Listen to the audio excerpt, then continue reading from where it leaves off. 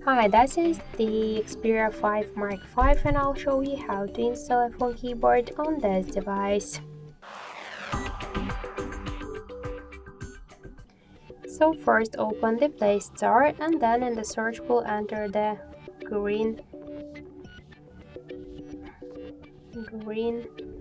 Apple keyboard. After that we should click here to install button, so just tap the install button and wait a couple of seconds.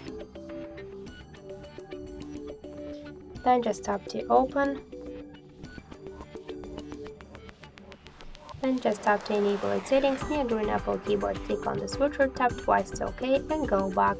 Click to switch input methods and switch your current keyboard to the green Apple keyboard. So now the process is finished, and after that we could check the new just keyboard look, and we could see that this keyboard is so close to the iPhone 1 as all of the emojis.